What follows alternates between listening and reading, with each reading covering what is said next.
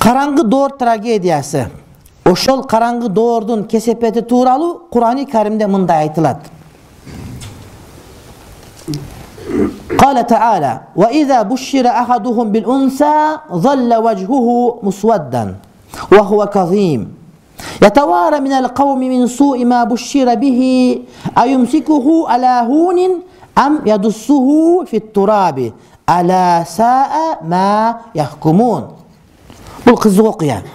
Қачан алардын бирөөсүнө кыздуу болгону жөнүндө сүйүнч айтылса, ачууга буулугуп, жүздөрү карарып кетчү. Дагы ал кызды айласыз кору болуп алып калуу же тирүүлөй топуракка көмүү жөнүндө ойго батып, өзүнө сүйүнчүлөнгөн нерсенин кыздуу болуунун жамандыгына намыс кылып, адамдардан жашырынып алат. Байкагыла, алар бул кылыктары менен эң жаман туура эмес өкүм чыгарышат дейт. Араб дору ушундай болгон, башкалар мындан дагы жаман болгон. Эгерде кыздуу болдум деп сүйүнчү берсе, адам ошону укканда уялып качат экен, адамдарга көрүнбөй. Шермендечилик, кыздуу болду деген деге шермендечилик, уят деп адамдардан көрүнбөй качат экен, башы мыкчы ойлонот экен. Эмне кылсам, шерменде болуп кызды багып чоңойтсомбу, же ушундан кутулуп тезирээк топуракка көп өлтүрсөмбү деп экөөнүн биринде болот экен. Ушундай экен, урматтуу бир тууганым. Бул арабтардын кылымдар бою келген салт эмес. Балким ошол мусулманчылык элеринин астындагы бир доордо мына ушундай болгон, жеткинче ушундай болгон да. Кыз төрөлгөндө качат экен. Көрүнбөй, уят эле болдум, шерменде болдум деп. Ойлонот экен, же өлтүрүп кутулайынбы, же шерменде болсом да ушуну багып чоңойтоюмбу деп, ушунтет экен. Кызды багып чоңойтуу бул кордук, шермендечилик болгон экен. Антейин десек биз арабтар ушундай экен деп арабтарга сын тагып ушинтип айтабыз да. Эмне айырмабыз бар биздики? 17 кызыбыз өрттөнүп өлдү Москвада. Тирүүлө жерге көмменен өрттөнгөнүн кандай айырмасы бар? Өзүбүз апар кыздарды камап өрттөп бердик ошакта.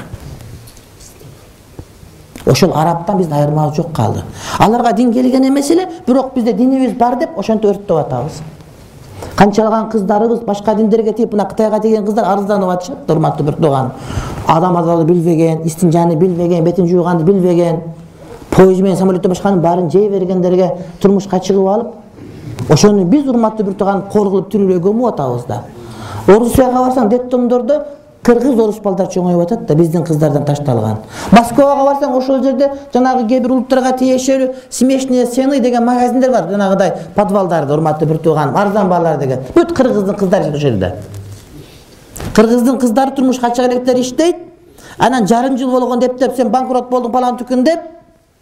Анан ошолор жанагы атасынан чоң атасы менен тең кишилердин астында никеси калып, ошол жерде кор болот кыздарыбыз биздики. Мына биз кор кылып атабыз. Арабтарга күлөбүз, арабтар ушундай деп сүйлөп аткандар, ошолор айтып койгон жери жок, урматтуу бир тууганым. Мектепти бүтүп, эми эле фартук чечип койгон кыздарыбыз, райцентр көрө элек, сразу Москвага барып, ошакта жанагыда төштүктүлөр арасында калып кетип атканын биз бардыгыбыз көрүп билип турабыз. Ошол жерге өкүлү болуп Кыргызстандан барган биздин министрликтин өкүлдөрү Сточный квартира алып ошо Москванын өзүндө биздин кыздарды өздөрү сатып берип, ошондон тыйынтап бияктагы балдарын багып атат, урматтуу бир тууганым. Мөлүдөн батырса өз элин чабат деп, биздин баатырлар өзүбүздүкүн чабып атат. Сойкулук кылып койду кыздар деп аны коркутуп, жылаңач кылып тартып, интернетке аны чыгарып атат. А бирок өзү ошол арабтардай болуп, ошол убактагыдай болуп, кыздарды тирүүлөй көмүп атканын билбейт. Ушулардын баардыгы кыздарды тирүүлөй өлтүрүү, тирүүлөй көмүп аткан болот, урматтуу бир тууганым. Биз дагы кайсарыбызга мактанабыз биз? Арабтарды ошондой абалдан дин куткарып чыгып кетти. Демек бизди ким куткарат, урматтуу бир тууганым? Эмне куткарат бизди? Демек башка аргабыз жок биздики динге келгенден дагы. Ошого карабай динге каршылык көрсөтүшөт булар. Булар биздин кыздарды тирүүлөй көмгүсү келип аткандар. Азыркы көмүлүп атканды ушунда улана берсин, дагы көмүлө берсин, биздин кыздар кор боло берсин көрүнгөн жерде. Түгөнбөгөн Орусиянын ичинде кор болуп жүрө берсин биздин кыздар деп каалап аткандар, динге каршы болуп аткандар.